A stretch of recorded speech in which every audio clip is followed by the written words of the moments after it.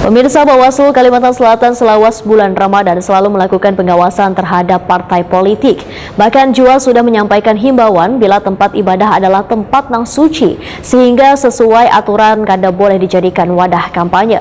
Bubuhan peserta pemilu dalam melaksanakan kampanye sudah ada aturan jelas, yaitu Undang-Undang Nomor 17 dan Aturan PKPU mengenai kampanye pasca ditetapkannya peserta pemilu.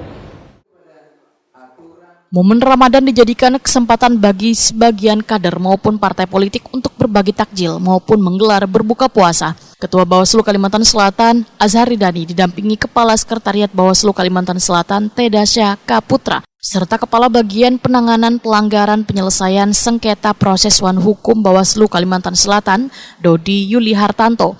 Waitakoni Prima TV di sela-sela memperingati hari lahir Bawaslu ke-15 tahun. Kamarian Minggu 9 April 2023 memadahkan Bawaslu Kalimantan Selatan selawas bulan Ramadan selalu melakukan pengawasan terhadap partai politik. Bahkan sudah menyampaikan himbauan bila tempat ibadah adalah tempat nang suci hingga sesuai aturan kada boleh dijadikan wadah kampanye.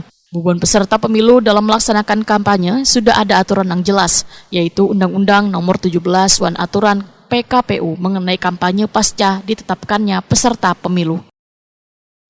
Bagaimana kemudian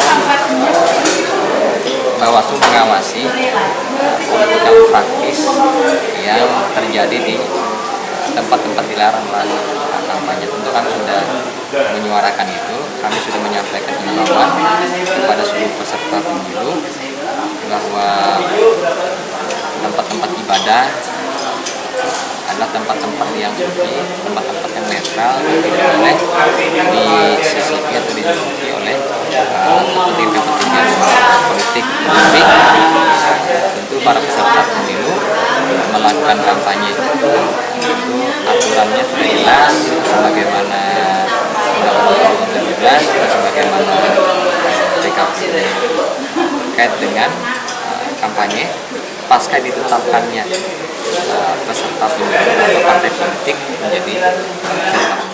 Terkait dengan maraknya sebagian peserta pemilu yang melakukan kegiatan dengan membungkusnya dengan gelaran buka puasa bersama, menurut Azhar Ridani, asalkan kada dimasuki unsur-unsur kampanye atau sudah menjadi rutinitas, maka kada menjadi persoalan.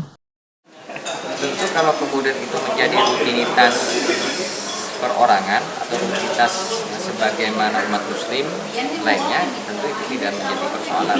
Yang penting adalah tidak disisipkan unsur-unsur kampanye. Katakanlah misalnya menyampaikan visi misi program, ada ajakannya, ada nomor urutnya misalnya kan, ada lambang parpolnya. Tentu unsur-unsur itu yang kemudian tidak boleh ada dalam kegiatan-kegiatan misalnya buka puasa bersama atau ceramah-ceramah agama di tempat-tempat ibadah. Ini walaupun kita spanduk partainya tidak sama kan, spanduk partai yang diperbolehkan itu kan hanya dua. Misalnya bendera partai politik dalam rangka untuk melakukan sosialisasi, ada gambarnya, ada nomor urutnya, kan? lalu kemudian ada rapat-rapat internal partai politik.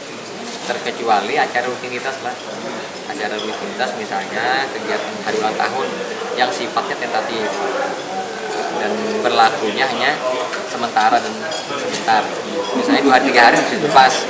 Misalnya katakanlah hari ulang tahun peserta pemilu, nah tentu kan waktunya kan jangan berlama-lama. Nah, 3 hari 4 hari pasca ulang tahun itu tentu partai politik peserta harus melepas itu. Azhar Ridani menambahkan tipologi aspek regulasi terkait dengan pengaturan kampanye sudah berubah.